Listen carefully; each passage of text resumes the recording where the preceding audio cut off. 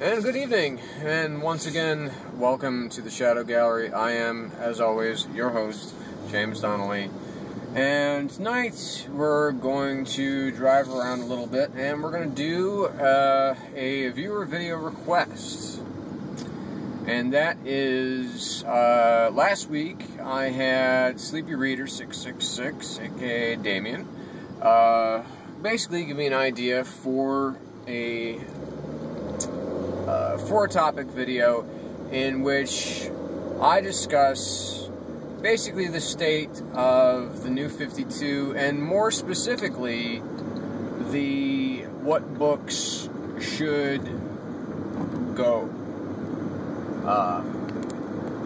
Now I told him just tonight that in no uncertain terms that I would be I'm not going to be talking about so much the state of the New 52. I think it's kind of half and half. I think some of it is really excellent. I think some of it is really garbage. I think that they are giving people I think that Geoff Johns is giving himself way, way, way too much creative freedom. I think that it's time to turn some of that stuff over to people whose responsibilities it's time to start getting more diverse. There's still very, very, very few creators in the community that are women, that are black. There's just not many of them, and it's a shame. And I think DC would be wise to start going down that path. Because they're out there. They're waiting to be called on. I think that, obviously, the New 52 has made a significant mark in regards to what it can do, how it can revitalize a company.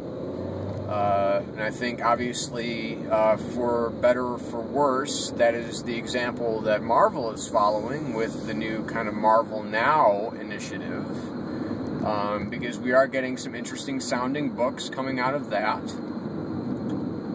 with some really interesting creators. But at least it's not an entire redo of the whole Marvel universe. I think that would be a huge, massive mistake.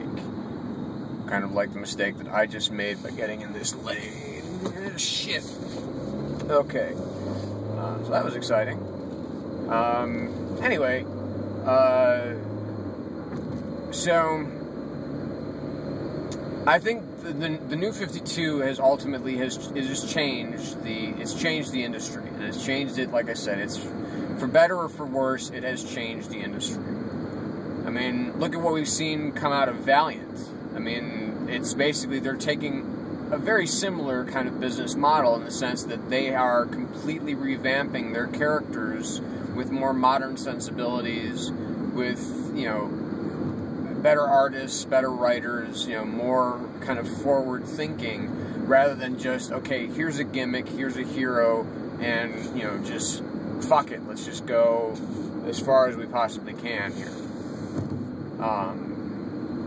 What I'm looking especially forward to as far as the New 52 is ultimately the new books that do end up creeping into it. I do think the New 52 has been smart and has played it pretty well as far as its titles are concerned, because it actually has kept the number of titles down to just 52. Now, whether or not you may agree, I may agree with some of the titles that have been canceled in favor of creating a new title, at least it's not creating an absolute glut of comics on the shelves. As far as, okay, in order to make room for this new book, we have to get rid of this old, this book that is not doing well. And obviously, as we've seen, I mean, the only book that's been canceled so far that I think that was a real shame was Men of War. I thought that was, it was one of the first ones that was, was part of the first wave that was, like the 8 titles that were canceled. It just never really had its shot. And that was, to me, it was a shame because it was actually a really, really good book. And especially once they knew it was kind of finished and they wrapped up their first 6-issue arc, then they came in with the final 2 issues, which was essentially, you had Jeff Lemire guest writing for an issue, doing a story about Frankenstein and kind of his wartime drama, and James Robinson doing one for it's just a really cool little just a really cool one-shot. And I haven't read like GI Combat or anything like that. I know it's like a much more out there series, but anyway, it's okay. Titles, characters that I think this was, so basically we're talking about titles, we're talking about characters that need to go. Now, obviously I'm not going to waste my time talking about, popular characters or unpopular characters because nobody knows who they are to begin with, so why even bother talking about that? But no, I'm going to talk about characters that either have their own books or that just, that maybe don't have their own books because it's time to let go. First one I'm going to talk about is Batman. I'm not talking about the character, I'm talking about the books. For just being Batman, he has too many books. I mean, and just in the last couple of years, they have created 2 more books. They've created Batman and Robin, and they've created Batman the Dark Knight. Batman the Dark Knight is the first one, in my mind, that can very easily go. Because I haven't read an issue of it since, like, the 3rd or 4th issue. And at that point, I was just kind of reading it just to see how bad it had gotten. And it was terrible. And now it's like, so get rid of that and get rid of, actually just get rid of that one, because Batman and Robin is terrific. It's great. It's one of the titles that I, pretty much enjoy every time it's out. Of course, can't get rid of Batman, not as long as Scott Snyder and Greg Capullo are on it. And even after that, of course, you just can't get rid of it. I mean, you have Batman, you have Detective Comics. And I shouldn't say that it should end there, but definitely Batman the Dark Knight is unnecessary. It's overkill. It's too much. So that title out. Batman and Robin, keep it because you've got a much different dynamic going on there. Detective Comics, that's fine. You can keep, that one too, because it should stay, because it's Detective Comics.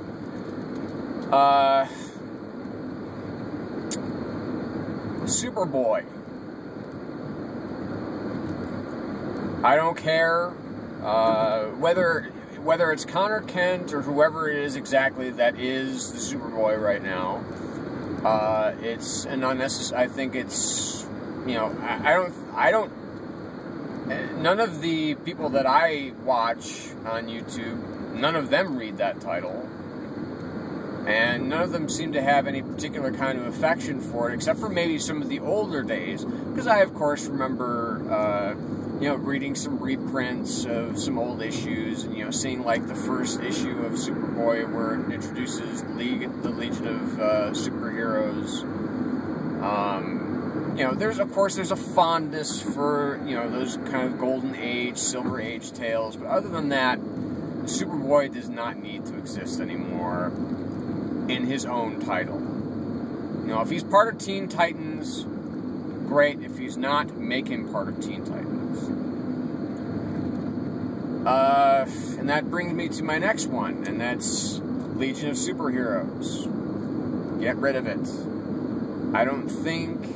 Again, that's another team that, unless it gets a really, really, really great writer on it, and, you know, like a really great writer-artist team, there's no real hope of resurrecting that book. It's totally extraneous. It's, you know, it's like, okay, we created these guys a really long time ago. They were really popular for a while in the 70s and the 80s, but now nobody cares. Kind of like the Teen Titans, but the Teen Titans at least I can understand, because they are the younger analogs to the more adult heroes, you know, and so I don't mind that. But, you know, at the same time, I kind of feel like Smallville was its own Teen Titans book. That's kind of what I feel that Smallville was, is that it was kind of like the Teen Titans of this generation, of, you know, of the TV generation. Aside from, of course, the cartoon. So, but Legion of Superheroes just, it doesn't have enough memorable characters. It doesn't really have, you know, it's just not, it doesn't work for me. It's rarely ever worked for me in any of its incarnations that I've read.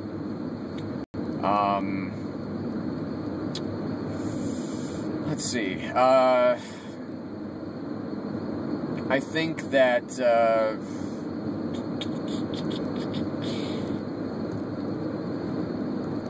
that World's Finest, mostly because of just of its quality as a book.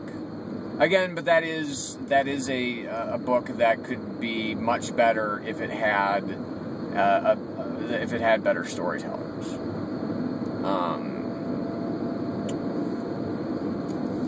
I think that I think it's a terrible idea to bring another Justice League into this. I think even resurrecting Justice League International was a bad idea. I appreciate the fact that they do want to have an international conglomerate of superheroes, and that's something that we could use, actually, right now, is we could use some more... We could frankly use some more ethnic superheroes. Not only different ethnicities, but different countries. I mean, that's the one really good, you know, that's one of the good things that a title like Batwing has going for it, is that, yeah, it's ultimately a Bat family book, but it takes place in a completely different civilization, in a completely different world, with, you know, someone who isn't just another analog for Bruce Wayne. He's, you know, he's his own character, and they've gone to, and, you know, Judd Winnick and whoever takes over for Judd Winnick after he leaves is, you know, he's got, you know, a good place to go. I think that I think that's a really solid character.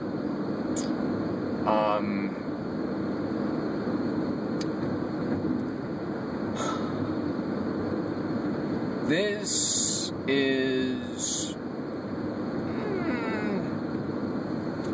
probably going to ruffle some feathers out there, but I believe that Birds of Prey should go until they get some really, I think, a really solid creative team on it. Gail Simone right now is writing one book at DC. Now, those of you who do follow me on Twitter, which is Donnelly92274, probably already know about this, that I do have a great fondness for Gail Simone, and she has a Kickstarter campaign which she has already met pretty much all of her goals for pretty goddamn fast too, for a book that she's doing with Jim Calafiore, which is, you know, they are basically the writer-artist creative team behind Secret Six. They're doing a title called, you know, a completely original title called Leaving Megalopolis. So if you have not had time to donate to that Kickstarter yet, do so. $15 will get you, you know, this very limited run of this comic, and will also get you a hardcover edition right now. I know that even more will get you even more stuff. So that's, I donated 15. It was just going to be a paperback at that point in time, but then they got so many donations so fast, they decided, you know what, screw it, let's just go ahead and, you know, let's give everybody hardcovers. And there's even going to be some, like, bonus stuff, I think, in that hardcover. So I cannot fucking wait until that comes out. But that's, I mean, that's the whole thing, is that the New 52 you know, the powers that be at DC have to get smarter about their creative teams. They have to let the women really step up. They have to let the female characters really step up. I mean, as far as I'm concerned, there should not, you know, there shouldn't really be many male writers who should be writing female characters unless they are what is generally considered to be, like, you know, master storytellers. Judd Winnick, to me, is not a master storyteller. So you know, Ed Brubaker is a master storyteller. I'm just, you know, as far as differentiating the different people who have been on Catwoman, you know, Ed Brubaker can write in a woman's voice. He's done quite well at it, you know, over the years, you know, just with, you know, for instance, like Natasha Romanoff, for Sharon Carter. You know, he really knows how to flesh out his female characters, as opposed to most men who just like making their female characters flesh. So that's, you know, to me, it's just, you know, there's a big disconnect there. So the other big thing is, you know, so I mean, this is fitting in with the, you know, so I think that they could do away with, you know, most of the new books that they most of the characters.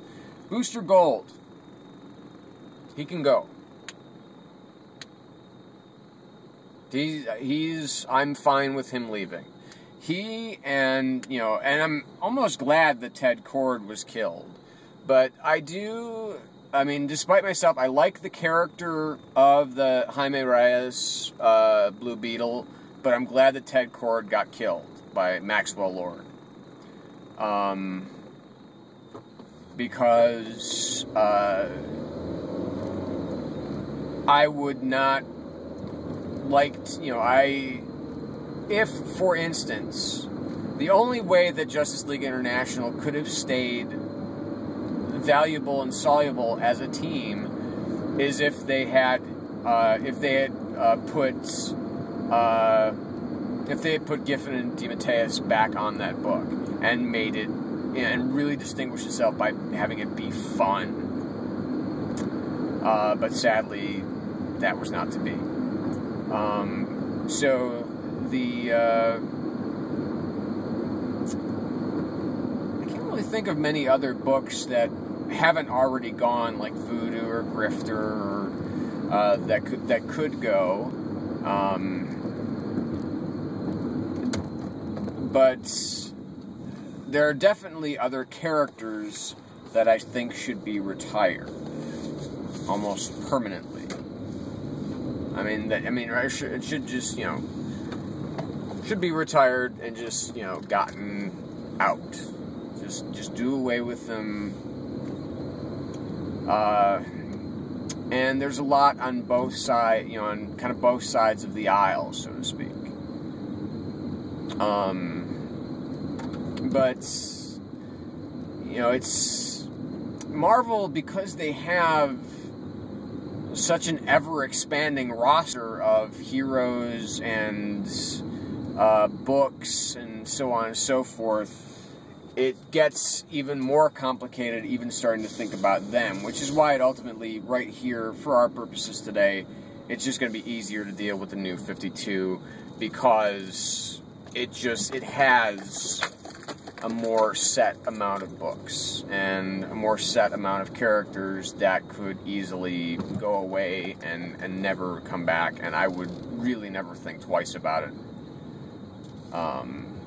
And, like, you know, Booster Gold is an anachronism. He doesn't belong in this century, because, you know, the whole fun idea of his character was that he, you know, came from this future and came to, you know, this era of the 80s, where, you know, things could, you know, where he knew how things were going to play out, and he's just at this point where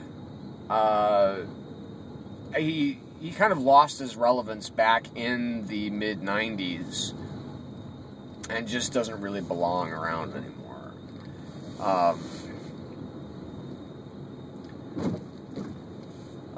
So, yeah, that's really it. But let me know what you guys think. I want to know what you guys think about where the New 52 is at. Maybe you guys can do some videos as well. See who you think should be on the chopping block. And, you know, that might make some really interesting information. So, that's it for right now. This is me, James Donnelly, for the Shadow Gallery, saying goodbye and reminding you to always stay in the shadow.